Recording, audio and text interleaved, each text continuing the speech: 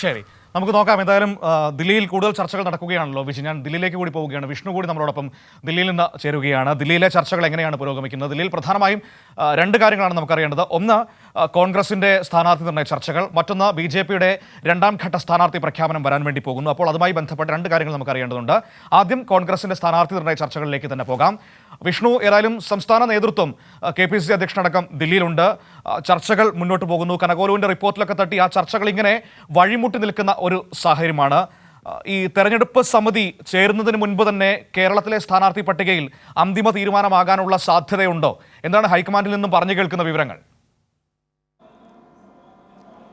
മനു, കോൺഗ്രസിൻ്റെ തെരഞ്ഞെടുപ്പ് സമിതി യോഗം നാളെയാണ് ചേരുക. പക്ഷേ ആ നാളെ യോഗം ചേരുന്നതിന് മുന്നേ കേരളത്തിൻ്റെ ഒരു സ്ഥാനാർത്ഥി പട്ടിക അന്തിമ രൂപം ആവാനുള്ള ഒരു സാധ്യതയും നിലവിൽ കാണുന്നില്ല എന്നതാണ് പുറത്തുവരുന്ന സൂചനകൾ. പ്രത്യേകിച്ച് സംസ്ഥാന നേതൃത്വം നിലവിലത്തെ സിറ്റിംഗ് MPമാരൊക്കെ തന്നെ മത്സരിക്കണമെന്ന ഒരു നിലപാട് സ്വീകരിക്കുന്നുണ്ട്. പക്ഷേ അതിൽ തന്നെ പല സീറ്റുകളിലും ഇപ്പോഴും അനിശ്ചിതത്വം തുടരുകയാണ്. പ്രത്യേകിച്ച് രാഹുൽ ഗാന്ധി വയനാട്ടിൽ മത്സരിക്കുമെന്ന കാര്യത്തിൽ രാഹുൽ ഗാന്ധി തന്നെ തീരുമാനമെടുക്കട്ടെ എന്നതാണ് ഹൈക്കമാൻഡ് മുന്നോട്ട് വയ്ക്കുന്ന നിർദ്ദേശം. ആ രാഹുൽ ഗാന്ധി 2 ദിവസത്തിനകം ഒരുപക്ഷെ തീരുമാനം അറിയിച്ചേക്കുമെന്നതാണ് മനസ്സിലാക്കാൻ കഴിയുന്നത്. നിലവിൽ രാഹുൽ ഗാന്ധി തെലങ്കാനയിൽ മത്സരിക്കണമെന്ന് തെലങ്കാന PCC ആവശ്യപ്പെട്ടിട്ടുണ്ട്. തെലങ്കാനയിലെ ഖമ്മത്ത് മത്സരിക്കണമെന്ന ആവശ്യമാണ് അവർ മുന്നോട്ട് വെച്ചിട്ടുള്ളത്. പക്ഷേ ഈ ഖമ്മത്ത് മത്സരിക്കുന്നത് അത്ര സേഫ് അല്ല എന്നതാണ് കോൺഗ്രസിലെ ഒരു വിഭാഗം നേതാക്കൾ ചൂണ്ടിക്കാട്ടുന്നത്. അതുകൊണ്ട് തന്നെ രാഹുൽ ഗാന്ധി വയനാട്ടിൽ മത്സരിക്കണമെന്ന ആവശ്യം നേതാക്കൾ മുന്നോട്ട് വയ്ക്കുന്നു. എന്തായാലും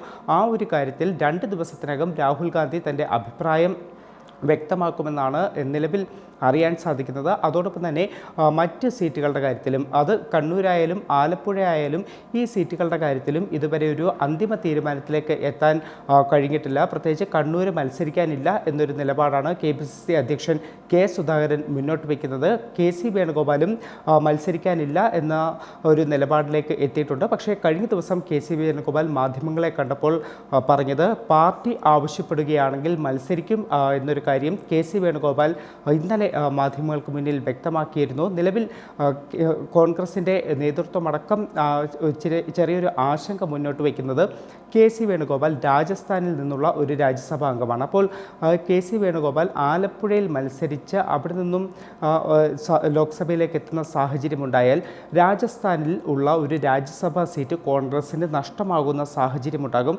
അതുകൊണ്ട് തന്നെ അത്തരമൊരു രാജ്യസഭാ സീറ്റ് ഇപ്പോൾ നഷ്ടപ്പെടുത്തണമോ എന്നൊരു ആശങ്ക, അല്ലെങ്കിൽ അത്തരമൊരു ചില സംവാദം അല്ലെങ്കിൽ ചർച്ചകളൊക്കെ തന്നെ കോൺഗ്രസിനകത്ത് നടക്കുന്നുണ്ട്. എന്തായാലും നാളെ ചേരുന്ന തെരഞ്ഞെടുപ്പ് സമിതി യോഗത്തിലായിരിക്കും ഇത് സംബന്ധിച്ച് കൂടുതൽ ചർച്ചകൾ നടക്കുക. ഇതിനു പുറമെ മറ്റ് പല സീറ്റുകളുടെ കാര്യത്തിലും, അതായത് സുനിൽ കനകോലു മുന്നോട്ട് വെച്ചിരിക്കുന്ന റിപ്പോർട്ടിൽ കേരളത്തിലെ പല സിറ്റിംഗ് MPമാർക്കും വിജയസാധ്യത ഇല്ല എന്നതാണ് ചൂണ്ടിക്കാട്ടുന്നത്.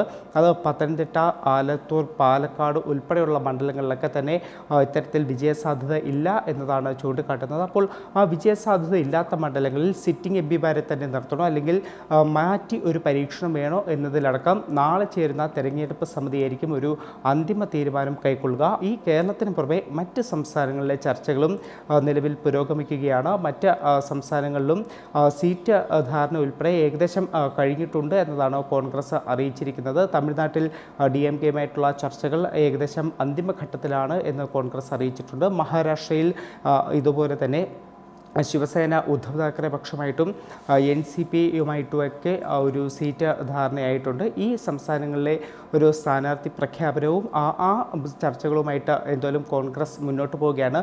BJP ആദ്യഘട്ട സ്ഥാനാർത്ഥി പട്ടിക പ്രഖ്യാപിച്ച് പ്രചരണത്തിലേക്ക് ഇറങ്ങിയ ഒരു സാഹചര്യത്തിൽ കോൺഗ്രസും എത്രയും പെട്ടെന്ന് തന്നെ അവരുടെ ആദ്യ സ്ഥാനാർത്ഥി പട്ടിക പ്രഖ്യാപിക്കാനുള്ള നീക്കം തന്നെയാണ് നടത്തുന്നത്. മനു.